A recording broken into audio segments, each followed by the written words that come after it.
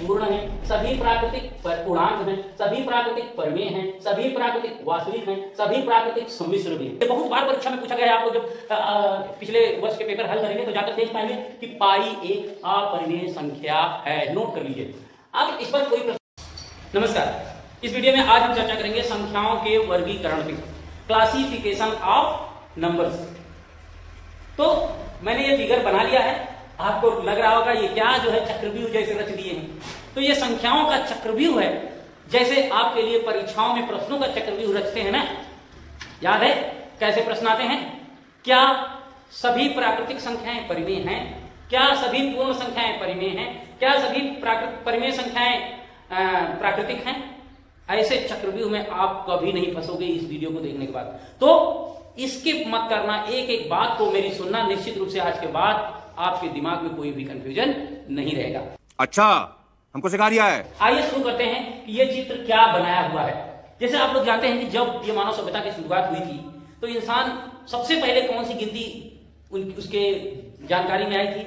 उन प्राकृतिक चीजों से, तीली, बंडल, कंकड़, उंगलियां। जब हमारे घर में छोटा बच्चा होता है तो उसे पहले उंगली गिन के ही सिखाते हैं कि 1 2 3 4 5। तो जो प्राकृतिक संख्याएं हैं वो कहां से शुरू होती हैं? देखिए, जो सबसे अंदर रखा है मेरे भाइयों, जो प्राकृतिक संख्याएं हैं उन्हें इंग्लिश में नेचुरल नंबर कहते हैं। उनकी शुरुआत कहां से होती है? 1 2 3 4 ऐसे करके अनंत तक चली जाती है। यानी प्राकृतिक संख्याएं की शुरुआत 1 से होती है और इसमें जीरो का खोज तब नहीं हुई थी। तो जब धीरे धीरे मानव सभ्यता बढ़ी, और हमारे भारत को गर्व करना चाहिए, जब जीरो दिया मेरे भारत ने तब दुनिया को गिनती आई। किसने खोजा था?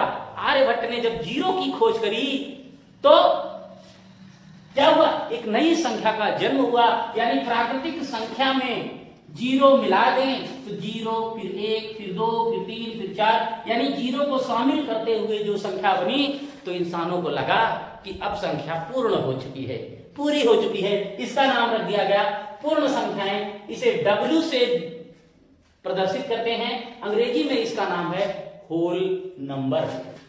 फिर मानव सभ्यता धीरे धीरे और बढ़ी। तो समस्या कैसे आई होगी? समस्या आई होगी कि भैया मैंने 5 रुपया, 5 में से 3 जब घटाने का कंसेप्ट आया तो 5 में से 3 तो घट जाता था और 2 आ जाता था, लेकिन एक बार ऐसे आ गया 3 में से 5 घटा दिया। तो इसके प्राकृतिक संख्या और पूर्ण संख्या में कोई भी उत्तर नहीं था, है कि नहीं? तो जरूरत पड़ी ऋणात्मक संख्याओं की और धनात्मक संख्याओं, 2 कैटेगरी बनी। यानी जो होल नंबर है, जैसे 1 लिखा है, 2 लिखा है, 3 लिखा है, 4 लिखा है, ये सभी क्या है? पूर्ण संख्याएं हैं। लेकिन अगर इसमें सब में प्लस लगा दिया जाए तो पता चला कि भैया एक बार माइनस भी लगाओ, तो माइनस भी लगा दिया जाए तो माइनस इधर लगा दिए, -1 -2 -3, इस तरीके से इधर की तरफ की जो संख्याएं बनी, क्या कहेंगे इसे? ऋण पूर्णांक। क्या कहेंगे? ऋण पूर्णांक। नोट करते चलिए। और जो इधर की तरफ की संख्याएं हैं इसे हम क्या कहेंगे? धन पूर्णांक। क्या बोलेंगे? धन पूर्णांक। समस्या फंस गई जीरो के साथ कि जीरो क्या है? ऋणात्मक है। यह प्रश्न आ चुका है दोस्तों, ना जाने कितनी बार परीक्षाओं में, टीईटी, एसएससी, गणित की परीक्षाओं में जीरो क्या है? धनात्मक है कि ऋणात्मक है? देख रहे हैं, जीरो को अलग श्रेणी में रखा गया। जीरो से पूछा गया कि मेरे जीरो तुम किसमें जाना चाहते हो? तो जीरो बोला मैं कहीं नहीं जाऊंगा। तो जीरो क्या लिख दिया गया? जीरो ना तो धनात्मक है और ना तो धनात्मक है और ना ही ऋणात्मक है। ये किसी में नहीं गया, ना ही ऋणात्मक है। तो आज ये बात क्लियर हो गई और नोट भी कर लीजिए मेरे भाइयों कि जीरो ना तो धनात्मक है और ना ही ऋणात्मक है। अभी तो समझ में आ गया। अब कोई पूछे कि इसका नया संख्या जो बनी इसका क्या नाम पड़ा? जिसमें धन पूर्णांक, ऋण पूर्णांक और जीरो, 3 प्रकार की संख्याएं, धन पूर्णांक, ऋण पूर्णांक और जीरो को मिलाकर के एक नई संख्या बनी जिसका नाम पड़ा पूर्णांक संख्याएं। इंग्लिश में इसे कहते हैं इंटीजर। क्या कहते हैं? इंटीजर। उसी इंटीजर से आई ले लिया गया और या तो जेड भी डिनोट किया जाता है, जेड से या तो आई से। और प्राकृतिक संख्या को n से, पूर्ण संख्या को w से, पूर्णांक संख्या को z या i से। अब बताओ परिमेय संख्या क्या है। अब यहां पे बात फंस गई, आइए चर्चा करते हैं परिमेय संख्याओं। विकास का क्रम कैसे हुआ, ऐसे तीर बना रहे हैं, विकास का क्रम पहले यहां चला, फिर ये विकास हुआ। जैसे होता नहीं, पहले सबसे पहले नोकिया वाला मोबाइल जिन लोगों ने यूज किया था, तो नोकिया वाला मोबाइल के बाद थोड़ा और वर्जन बढ़ा, फिर टच स्क्रीन आया। तो एक बात याद रखना कि जो नया मॉडल आता है पुराने वाले मॉडल के सारे फीचर लेके चलता है। ऐसा आप लोगों ने देखा होगा कि जो एडवांस लेंगे, पहले एफएम था तो जो नया मॉडल हुआ तो उसमें भी एफएम रहेगा। वही क्रम यहाँ है। प्राकृतिक संख्याओं से जब नया मॉडल पूर्ण संख्याएं हुई तो सारी संख्याओं को इसने शामिल कर लिया। उसी प्रकार से पूर्ण संख्याओं की सारी संख्याओं को शामिल करके क्या बन गई, पूर्णांक संख्या है। यहाँ का जोड़ दिया गया, इसका नाम रखा गया पूर्णांक। अगला विकास का क्रम पहुंचा कहां, परिमेय संख्याएं। ये मैंने छोटा सा लिख दिया है, जिन्हें P बटे Q के रूप में लिख सके। नोट कर लीजिए, जिन्हें P बटे Q के यानी अंश और हर के रूप में लिख सकते हैं मेरे भाइयों। और PQ पिछले वाले मॉडल, पिछला वाला मॉडल कौन था, पूर्णांक, यानी PQ क्या होना चाहिए, पूर्णांक होना चाहिए, लेकिन हर शून्य ना हो। यानी जो डिनोमिनेटर है, ऊपर वाली को न्यूमरेटर, नीचे वाली को डिनोमिनेटर। यहां पर लिख के बता देते हैं, कोई भी संख्या अंश और हर के रूप में लिख सकें, जहां P और Q एक क्या होनी चाहिए, पूर्णांक होनी चाहिए। पूर्णांक कौन है, यही प्लस माइनस चाहे जो लीजिए। शर्त बस इतनी है कि PQ लेते वक्त ध्यान रखिएगा कि Q का मान शून्य नहीं होना चाहिए। थोड़ा नीचे लिखते हैं, क्या लिखेंगे, P बटा Q। बार बार आप लिखिए, जहां P और P बटे Q के रूप में लिख सकते हैं, और P और Q क्या होनी चाहिए, पूर्णांक होनी चाहिए, और Q का मान शून्य मत ले जा। शून्य का मान Q का मान शून्य क्यों नहीं लेंगे, पता है शून्य का मान क्यों नहीं लेंगे? शून्य का मान इसलिए, Q का मान शून्य इसलिए नहीं लेंगे क्योंकि शून्य से कभी भी भाग देना गणित में मना है। ये क्या, ये खतरा वाला चिन्ह बना दे रहे हैं, है ना, भूतिया चिन्ह बना दे रहे हैं कि अगर शून्य से भाग देना गणित में क्या है, अपरिभाषित है अभी के लिए। ठीक है, तो चलिए आगे बढ़ते हैं। परिमेय संख्याएं, प्रश्न उठता है कि परिमेय संख्याएं ये नया मॉडल है तो क्या, ऐसे देखिए प्रश्न बनेगा, प्राकृतिक संख्या भी किसके अंदर है, परिमेय के अंदर। पूर्ण संख्या भी किसके अंदर है, परिमेय के अंदर। पूर्णांक संख्या भी किसके अंदर है, परिमेय के अंदर। इसका मतलब प्राकृतिक संख्या किसके अंदर थी, यहां पे लिख रहे हैं, प्राकृतिक संख्या किसके अंदर थी, W के अंदर समाहित, ये किसके अंदर समाहित है। फिर ये W यानी पूर्ण संख्याएं किसके अंदर है, Z के अंदर। और Z किसके अंदर है, प्राकृतिक। देखिए परिमेय संख्याओं को हम किससे निरूपित करते हैं, Q से। परिमेय संख्याओं को इंग्लिश में बोलते हैं रेशनल नंबर, लेकिन इसको Q से डिनोट कर दिया गया है, तो Q से डिनोट करते हैं रेशनल, इसका नाम है रेशनल नंबर। अब ये Z भी किसके अंदर है, Q के अंदर। यानी यहां से उठाइए, अब एक शब्द लिखिए, सभी प्राकृतिक क्या है, सभी प्राकृतिक क्या है, क्या क्या हो सकती हैं, पूर्ण भी हैं, सभी प्राकृतिक पूर्णांक भी हैं, सभी प्राकृतिक आयतन दे रहे हैं, इसका मतलब सभी प्राकृतिक संख्याएं पूर्ण भी हैं, सभी प्राकृतिक संख्याएं पूर्णांक भी हैं, क्योंकि नए मॉडल में तो सारे फीचर होंगे। और यहां पर सभी प्राकृतिक परिमेय भी हैं। ये कैसे हो गया, ये कैसे हो गया भैया, सभी प्राकृतिक परिमेय भी हैं। अब आइए देखते हैं क्यों है परिमेय। तो n में हम जो n है, n में कैसे संख्याएं हैं, 1 2, क्या हम इसे P बटे Q के रूप में लिख सकते हैं। तो देखिए 1 बटा 1, 2 बटा 1, 3 बटा 1, 0 मत करना, ये सभी परिमेय हो गई कि नहीं होगी। यानी परिमेय होने के लिए बस इतनी सी शर्त है कि P और Q के रूप में रख सके। अब आती है एक और, देखिए ये गोला अलग है, चिड़िया चिल्ला रही, चिल्लाने दीजिए। ये गोला अलग है, अपरिमेय संख्याएं। ये कौन सी बला है जो इस पूरे परिवार से अलग हो गई। जिन संख्याओं, प्रश्न उठता है कौन सी संख्या अपरिमेय होगी, अब तक तो कुछ मिला नहीं। इसी प्रकार से सभी पूर्ण संख्याएं पूर्णांक में भी होंगी, परिमेय भी होगी, है ना। सभी पूर्णांक संख्याएं परिमेय भी होंगी, सभी परिमेय, यानी ये भी परिमेय, ये भी परिमेय, ये भी परिमेय, ये भी परिमेय, सभी परिमेय होंगे। तो फिर अपरिमेय कौन सी है, जरा चिड़िया को बताओ। सभी अब आगे हम चर्चा करते हैं अपरिमेय संख्याओं, जिनको हम पी लिख सकते हैं। जो परिमेय नहीं है, जो परिमेय नहीं है वही क्या है, वही अपरिमेय, वही अपरिमेय है ना। जो परिमेय नहीं, एकदम अंडरलाइन, जो परिमेय नहीं है, जिन्हें काट देते हैं, जो परिमेय नहीं है वही क्या हो गई, वही अपरिमेय होगी। तो बहुत दिनों तक खोज चलती रही कि भैया अपरिमेय संख्या कौन सी है। तो आइए बताते हैं। सबसे पहली बात कि एक त्रिभुज लिया गया और उसका जो समकोण त्रिभुज लिया गया, या एक, तो इसका जो 1 सेंटीमीटर आधार था और 1 सेंटीमीटर इसका लंब भी था। तो इसके कर्ण की लंबाई जब निकाला गया तो √1 का वर्ग पाइथागोरस प्रमेय लगाएंगे और फिर 1 का वर्ग, तो कितना गया, √2। यही पहली परिमेय संख्या, अपरिमेय संख्या है, √2, स्क्वायर रूट के अंदर 2। इसको हम p/q के रूप में नहीं लिख सकते हैं, कभी नहीं लिख पाएंगे पूर्णांक के रूप में। इसको हम एक अलग वीडियो में देंगे, बहुत ही जल्दी कल अपलोड कर देंगे। अरे सांद्रो, p/q के रूप में ध्यान से बैठ के पढ़ो सब लोग, एकदम शांत से वीडियो बन रहा है तो आप देखते चलो। तो p/q के रूप में इसे नहीं लिख पाते हैं, तो यही अपरिमेय संख्या है। यानी इसके अंदर √2, इसी प्रकार √3, √5, लेकिन √4 को नहीं लिखेंगे, ये नहीं। क्यों?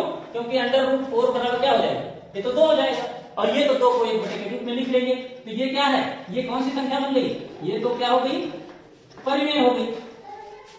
तो 4 को नहीं करना है, तो ये सारी अपरिमेय संख्याएं हो गई। कौन कौन सी, √6, चलिए इसमें लिख ही देते हैं, आप लोग अब तक लिखे होंगे। तो अपरिमेय संख्याओं के बीच में जो मिल रही है उनको लिखते चलते हैं, एकदम ये परीक्षा में आता है। ये 2, 3, 6, इस प्रकार से 7, लेकिन कभी √4 को मत लिख देना, 4 को मत लिख देना, √9 को मत लिख देना, त्रिकोण और 16 को मत लिख देना। ये सभी परिमेय नहीं के तो स्क्वायर रूट बाहर चला जाएगा, क्योंकि 16 को लिख देंगे तो ये 4 आ जाएगा। इसी प्रकार 49 को मत लिखना, तो ये सभी मत लिखना है। बाकी स्क्वायर रूट के अंदर जो भी है संख्याएं, √8 भी आ जाएगा।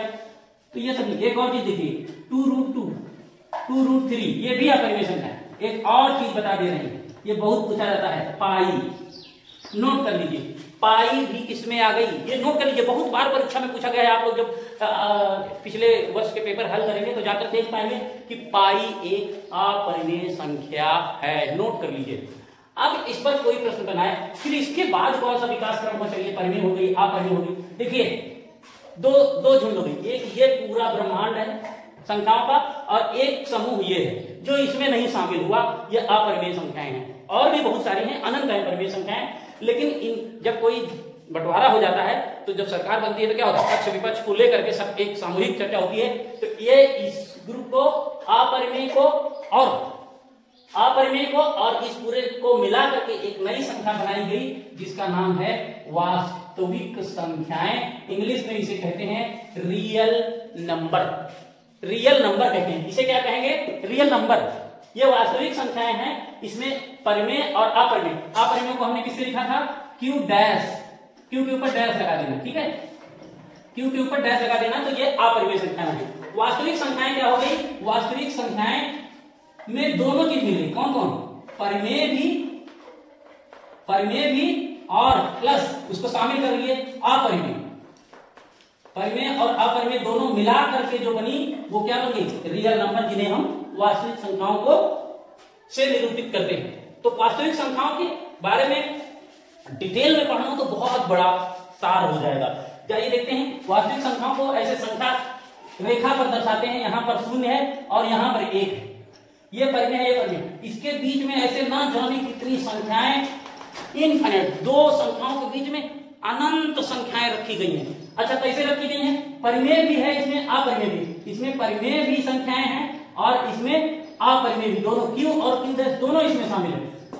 अगर इस इतना डेंस है, इतना इस संख्या रेखा पर इतनी क्या बोलते हैं, घनत्व है, संख्याओं का घनत्व है कि अगर एक पेंसिल की नोक इसमें लग देंगे तो इनफाइनाइट रियल नंबर उसके अंदर दब जाएंगे। जैसे विश्व का नक्शा देखो, विश्व के मैप पे अगर हम एक उंगली रख दें तो पता चले 2-4 जिला आपके उंगली रखने से दब जाएगा। उसी प्रकार से इसमें संख्याएं, ये जो रियल नंबर है इसको बोलते हैं संख्या रेखा, इसको क्या बोलेंगे? संख्या रेखा बोलेंगे और इसे रियल नंबर संख्या बोलेंगे। यहां तक ये जो पूरा मिला लिया, ये आखिरी वाली लाइन, ये वाली लाइन देखेंगे तो ये वाली लाइन आपकी क्या है दोस्तों? ये वाली लाइन वास्तविक संख्याएं कहलाती है। अभी प्रश्न उठता है कि एक और कौन सी संख्या है जिसका नाम है सम्मिश्र, क्या कहेंगे? सम्मिश्र संख्याएं, जिसे एक और नाम दिया जाता है काल्पनिक संख्याएं। नोट कर लीजिए, काल्पनिक कहो, काल्पनिक संख्याएं कहो, चाहे सम्मिश्र संख्याएं कहें, इसे हम कॉम्प्लेक्स नंबर क्या कहेंगे? कॉम्प्लेक्स नंबर से डिनोट करते हैं, सी से डिनोट करते हैं। प्रश्न उठता है ये कौन सी संख्या होगी, ये किस प्रकार की संख्या होगी? ये भविष्य के लिए देख करके रखा गया है, यानी इसमें दो टुकड़े हो गए। कोई भी सम्मिश्र संख्या इस प्रकार से है, मान लिया ये सम्मिश्र संख्या है तो इसमें जेड एक सम्मिश्र संख्या है तो इसमें दो पार्ट होगा, x प्लस आई वाई, यानी ये वाला कौन सा है? ये वास्तविक भाग है। ये कौन सा भाग है? वास्तविक भाग। और ये वाला हिस्सा जो है इसे हम क्या कहेंगे? काल्पनिक भाग, काल्पनिक भाग। तो सम्मिश्र संख्याएं का रूप इस प्रकार से होगा, जो कि थोड़ा हायर मैथमेटिक्स में आपको पढ़ने को मिलेगा, जैसे 12th के बाद जाएंगे तब सम्मिश्र संख्याओं के बारे में पढ़िए। लेकिन आपको जानना तो चाहिए क्योंकि हम वर्गीकरण कर रहे हैं। तो आज तक जितनी भी संख्याएं हैं सी के अंदर देख रहे हैं, सी वाले लाइन के अंदर सभी संख्याएं इसके अंदर समाहित हैं। अब प्रश्न उठता है कि इसके आगे ये है, यानी विकास का क्रम यही, ये जो तीर मैंने दिखाया है, इस क्रम में धीरे धीरे डेवलपमेंट हुआ और ये अलग से डेवलपमेंट अलग इस रास्ते से भटक गया था, लेकिन उसको भी शामिल कर लिया हम लोगों ने। तो एक नई संख्या बनी वास्तविक संख्या। वास्तविक संख्या को कवर करती हुई संख्या क्या है? Complex number. अब एक प्रश्न है, जैसे मैं पूछ रहा हूं, बताइए सभी प्राकृतिक संख्याएं सम्मिश्र संख्या है? तो भैया सम्मिश्र संख्या ऊपर है, सम्मिश्र के अंदर सभी हैं, तो इसको ऐसे लिख सकते हैं जैसे देखिए, मान लिया एक है, ये कहां है? ये प्राकृतिक संख्या है। ये कौन सी संख्या है? प्राकृतिक संख्या। देखिए है नहीं प्राकृतिक संख्या, यहाँ एक है, यहाँ पर यहाँ एक है। तो इस एक को इस प्रकार भी लिखा जा सकता है 0i। जब 0i के रूप में लिख देंगे तो ये देखिए, ये काल्पनिक भाग हो गया और ये वास्तविक भाग हो गया। तो इसको हम, ये तो एक के बराबर ही है ना, यानी ये भी एक सम्मिश्र संख्या है। तो इधर से इधर देखिए क्या करें, अगर अंदर से पूछा जाए बाहर की तरफ, एक नोट करना है कि अंदर से बाहर की तरफ तीर गई, यहां तक परीक्षाओं पूछा दिया, इसमें मत घुसा देना, यहां तक गई बाहर की तरफ, तो आपको बोलना है सभी प्राकृतिक पूर्ण हैं, सभी प्राकृतिक पूर्णांक हैं, सभी प्राकृतिक परिमेय हैं, सभी प्राकृतिक वास्तविक हैं, सभी प्राकृतिक सम्मिश्र भी हैं। नोट करेंगे, उल्टा अगर पूछते हैं तो गलत हो जाएगा।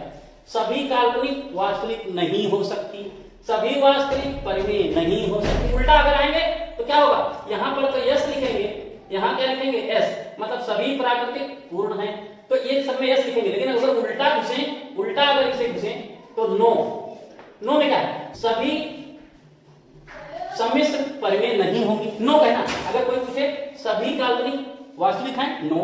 सभी प्राकृतिक परिमेय हैं, नो।